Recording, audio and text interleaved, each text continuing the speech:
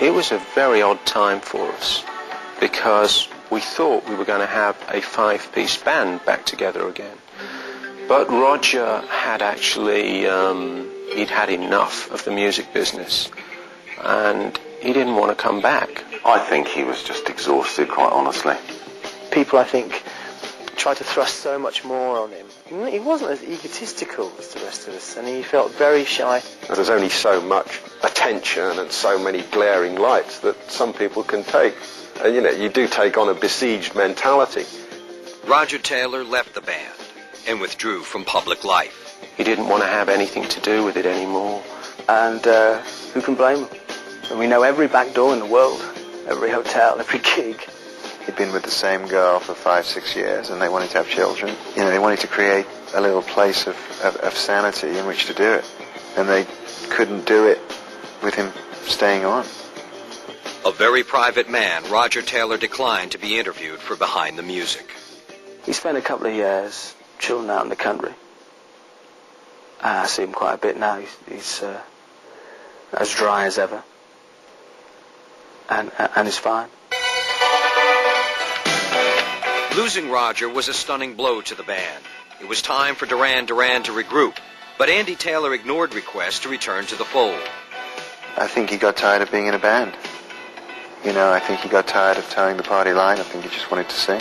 And he was doing some solo project in Los Angeles. And I think it was that time when everybody thought they could do whatever they wanted. It blows your confidence a little bit when people leave. I know when Roger and Andy left, I think the band kind of lost a little bit of its innocence then. And it was never going to be the same. Duran Duran was falling apart. Next, they parted company with their longtime managers. For most of us, I think we were tired, and the pleasure was going out of it. You're never going to find another band like Duran Duran that could write those songs, that had as much style, that were as good looking. So we thought, probably best not to try.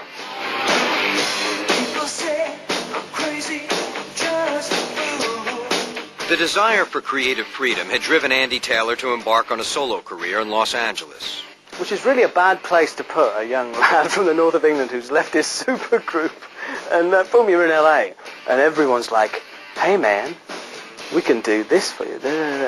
Andy signed some huge deals. A record company bidding war over Andy resulted in a multi-million-dollar record deal. I'd never seen the sort of sums of money. That was, you know, carrot. No stick, just carrots. But when Andy's solo debut, Thunder, was released in November of '86, it was a critical and personal disappointment. And that was the first time I met the big F word. Failure. But I had the money.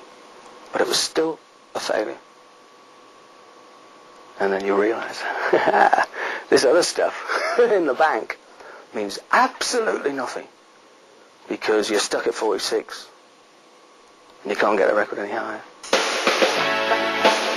The remaining members of Duran weren't necessarily looking for a new guitarist, but a new guitarist was definitely looking for them. Okay, Andy's here in LA and the other guys are in England. What should I do? Should I call them?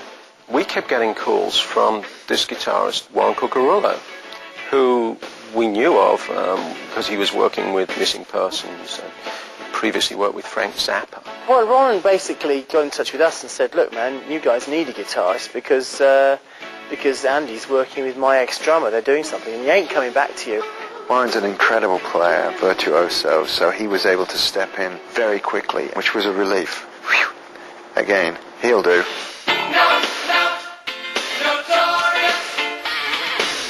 John Taylor, Nick Rhodes, Simon Laban, and guitarist Warren Cucurullo entered the studio to record Duran Duran's fifth album, Notorious, with producer Nile Rodgers.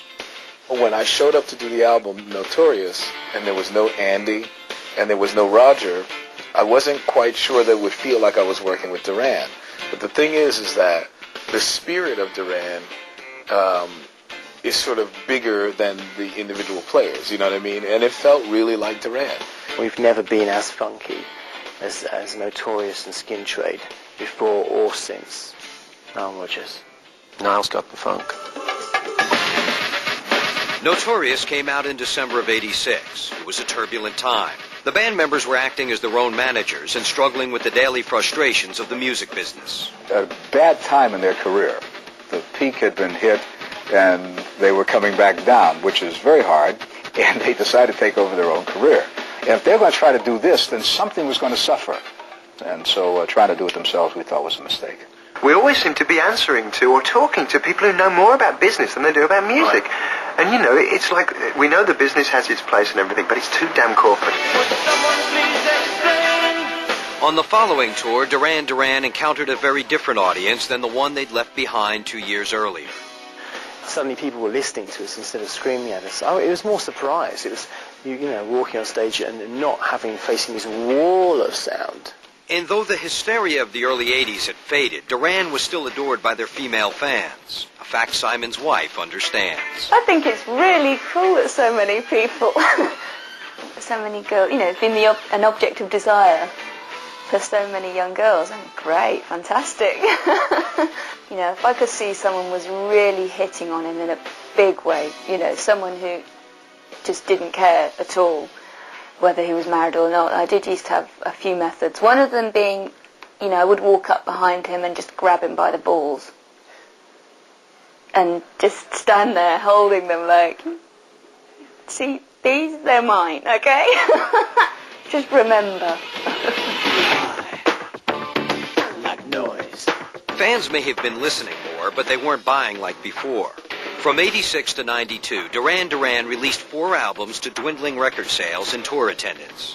It seemed impossible that they'd ever rekindle the fire of their glory days. I think that's one of the sort of self-perpetrating deals about being, you know, famous, is that it's so appealing. Once you get into it, you'll do anything to keep it. You know, I mean, you'll probably do more to stay that way than you ever did getting there in the first place.